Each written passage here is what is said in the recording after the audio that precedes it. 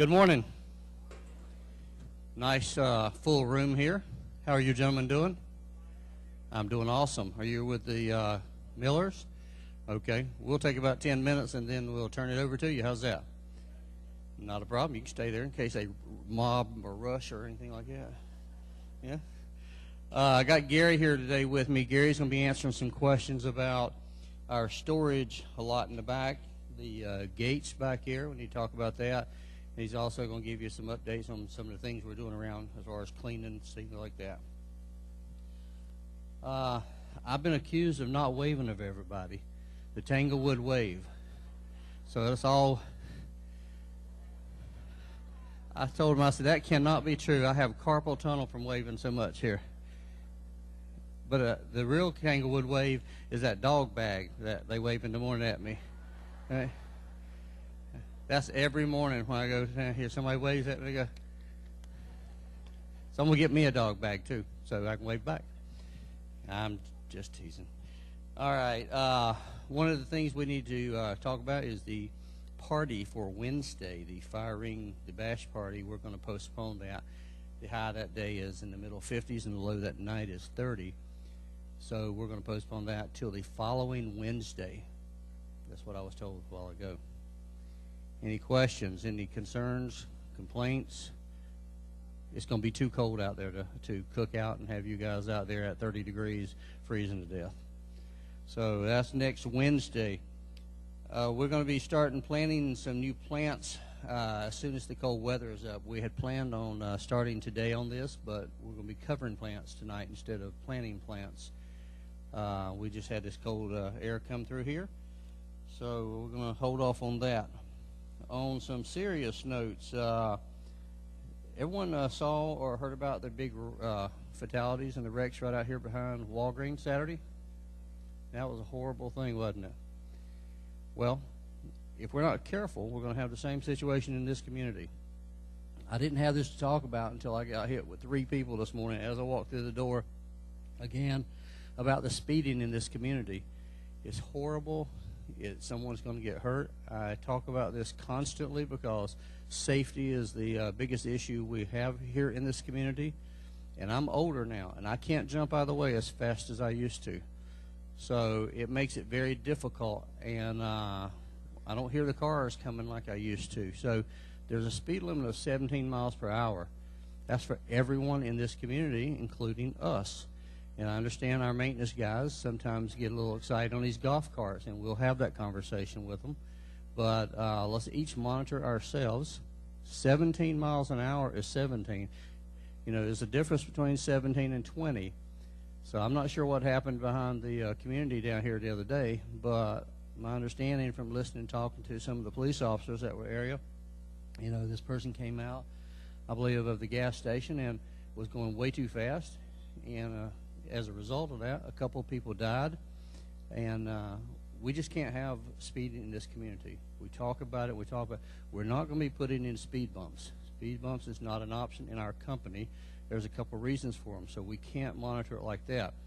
I am trying to borrow from the police department one of the big flashing signs that says how fast you're going. You know, maybe we don't realize how fast 17 miles an hour is, but when you're going on this Tanglewood Parkway and you're going so fast that we can't even see your tag number, you're going too fast. So I don't want to have to stand out there and monitor the back, but we will if we need to, and slow people down. And the worst thing you would want to do is lose your driving privileges inside this community here. Yeah, that means you'd have to park outside and walk in. So please, I'm begging of you, slow your vehicles down. You know, don't be shy. If someone's speeding, you know, they need to slow down. So that's all I want to talk about there, unless you got something you want to say or comment about the speeding in the community here. We know they're speeding. We don't need to talk about that. We need to know what can we do to stop people from speeding in this community.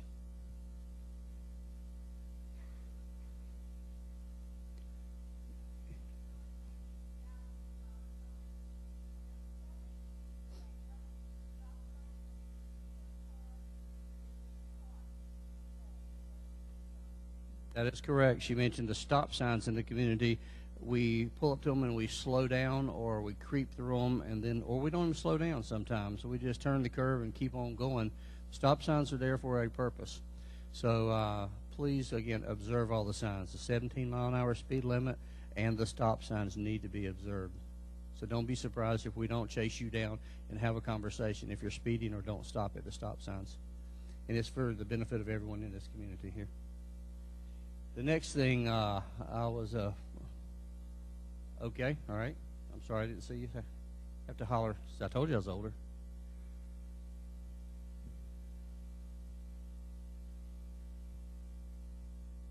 Mic's not working.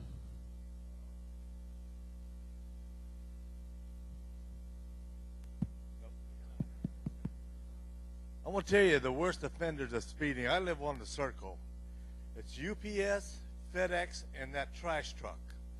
You see them guys go around there, and I'm telling you, sometimes they go as much as 30 to 40 miles an hour around that circle. There needs to be put a stop to that. I'm talking about FedEx and UPS are the most offenders in driving, speeding in this park than anybody else. I know there's a lot of speeders, but they are the most offenders, and we need to do something about it today. I had that conversation with UPS when they were here the other day. I'll go back to the office and call their dispatch and have that same conversation within the hour. Anyone else? In the back here. Wait a minute, let him get a mic to you so the people at home can hear you also. I move slow. I'll get there. How about if we give them the option of driving the speed limit or making all their deliveries by golf cart like they do at Christmas time? Both companies. We can do that. That's their choice. They can either drive 17 or they can walk and carry them for all I care. I mean, but they cannot be speeding through this community here. Golf cart is a great idea if that's what they wish to do, but it's real simple. All they need to do is obey the speed limit, just like our vendors that come in here, the contractors, the mowers, things like that. I've had to stop a few of them and have that conversation with them. And they feel like because they're guests, 17 doesn't apply to them. Well, it applies to them even more than anyone else. Any other questions, comments about the speeding before we move on? The next big thing that they wanted me to talk about was the dogs again. Imagine that. This time it's not about the leashes, it's about the dogs using the bathroom and the owners not cleaning up after them. Have you noticed that on the parkway out here? If you notice that, raise your hand. There's a few, because I get approached constantly about people letting their dogs go to the bathroom and not picking up and cleaning up after them. You know, if, again, that's something that needs to be done. That's just a filthy, nasty thing not to do, is to pick up after your dogs. That's one of the reasons I don't have dogs, is because I don't do that. So if I don't do it for my dog, I'm certainly not going to do it for your dog. So you need to clean up after your dogs. No one wants to live in a community where we have that problem here. And if you're caught not cleaning up after your dogs, there is a large fine that goes along with that. So please, our guys don't want to pick up after your dogs any more than you do. So that's just a necessity that we do out here. Okay, I'm going to have Gary to come up now, and he's going to talk a minute, and then again, I'll wrap mine up with the last, like I always do, concerns, complaints, comments after Gary does his talking. But he's the complaint department, so here he is. Thank you, Rick. No complaint. I don't want no complaint this morning. Good morning, Tanglewood residents. As most of you know that I'm Gary. I'm Rick Assistance. This morning I wanted to brief you guys on a little bit of issue we have raised by one of our residents, and I wanted to compliment him for good or for bad, but I think it was a good idea then, and I think possibly it's still a good idea now. The issue is a couple months ago, maybe 2 months or more or less, we had a resident that calls me regarding a situation alleged coming out of our RV storage gate. And according to him, his knee bumped his key out of the ignition of his golf cart right in the middle of the track of the gate getting out. Once that had happened, and I'm not sure the story is exactly how he said it, but nevertheless it was enough of a concern to do something about it. But he said that the gate went halfway open. That's the part I'm not quite agreeing with, because the gate will go fully open and then start coming back at him. Once he realized the danger, he was smart enough to get out of the way and let the golf cart deal with the situation. Now, I didn't see the damage on the golf cart, so I cannot confirm. I never see the golf cart. He never did brought it for us to see. But to make a long story short, we thought that if that is even possible, we did not want that to happen, because the claim was if somebody that don't have the physical strength that he has had find themselves in the same situation, there might have been some harm, bodily harm done to the person. So as a result of that, we are going to put a couple of signs at the RV storage gate that will direct one, if they get stranded, that there is a push button. How many of you know that there's a push button on the inside of the gate so you can open the gate? Well, for those of you who did not know, right on the inside of the gate, if you enter in on your right-hand side, there is a 4x4 post with a bell box on it. A bell box is a little grip box that looks like an electrical box. It got a flap cover, and underneath that cover there's a button. That button, if you pushed it, it will open the gate. I like everybody to keep that in mind, that if you ever stranded on the gate, whether your key got broken or it bumped out of the ignition by your knee, the thing to do is to walk back inside the gate, and you'll have ample time to do that, because there's a delay on the gate, few seconds delay before it starts closing back again.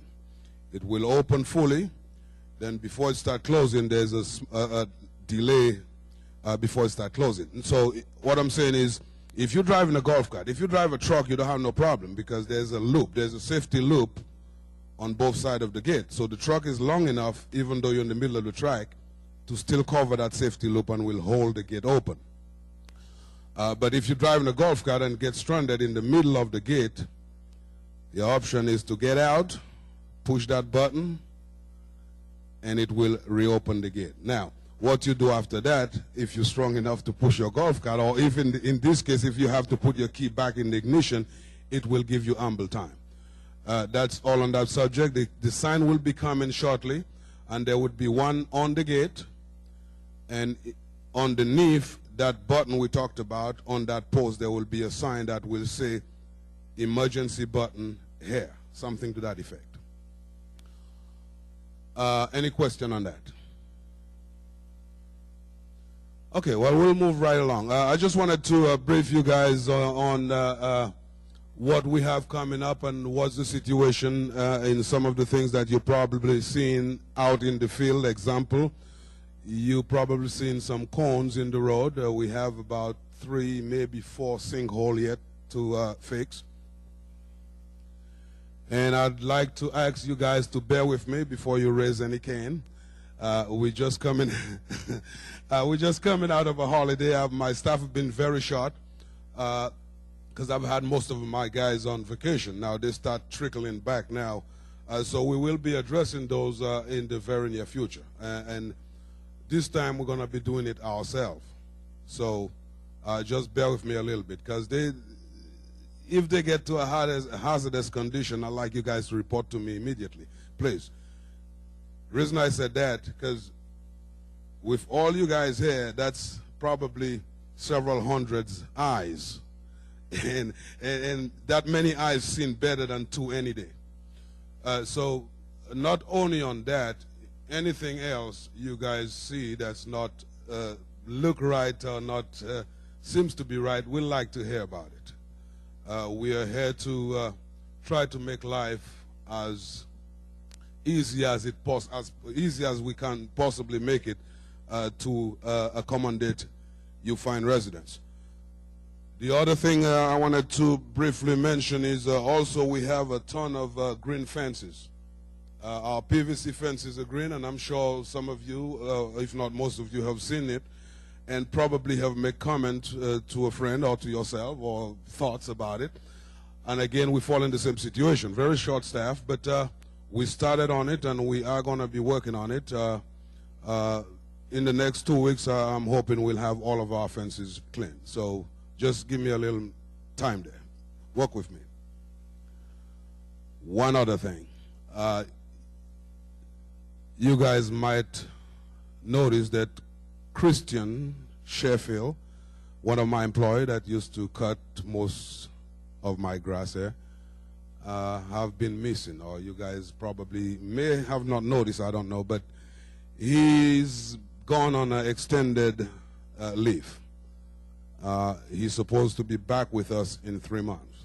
So that's the situation as far as he's not present here is concerned. I just wanted you guys to know that. And I think that's, like Rick said, we was going to do some flowers starting this week, because in our winter we want to beef the place flowers-wise. But we're going to hold off on that because of the weather that we have coming at us. That's all I have for now. And one I'd like to ask, have anybody have any experience in that RV storage gate stranded, any issue there at all in the past? Okay, well, good thing we get staying ahead of the curve. I hope, luckily this gentleman did not get hurt. So, and I wanted everybody to know, because his report back to us was on a HOA letterhead. And so we wanted to make a public announcement so everybody know what's going on that aspect of things. That's all I got, except if you have a question, I'd like to thank you all very much for listening. Thank you. Actually, we have 2 of our individuals who are out for an extended period of time. Christian, which will be back hopefully in about 3 months, and also Beth, who injured her foot. She is out also. But we have picked up 2 temporary people to fill those positions until that, so the work should continue on. We won't miss a beat when it comes to that. One last thing, I want to let you know the defibrillator that was located inside the fitness center has been relocated. Now that we have combination locks on there, the question came up from the residents, and we get most of our really good stuff from you guys, because we don't think of them half the time. But they said, hey, what happens if we need that defibrillator and we don't know the combination? Well, that's a great idea. So we have relocated the defibrillator inside the glassed, same building, go through the screened-in room into the glassed-in where they dance and have parties. It's located on the far wall nearest to the pickleball area. So it's there. So if you need it, hopefully we'll never need it, but if we do, it is open all the time. During office hours or hours that we're having activities going on, and it's available to anyone who needs that. That's all we've got, unless there's any questions, concerns, complaints from anyone. See, we can't get out of here. This time I'd like to ask for some help. It was just reported to me by Calvin Johnson. Cal is the gentleman driving the red truck working for us here, that the remote control for the TV at the fitness center is missing this morning. And I'm asking for information that leads to the arrest and conviction of the guilty party. So if anybody could help us there to recover that remote control, we'd appreciate it. Thank you.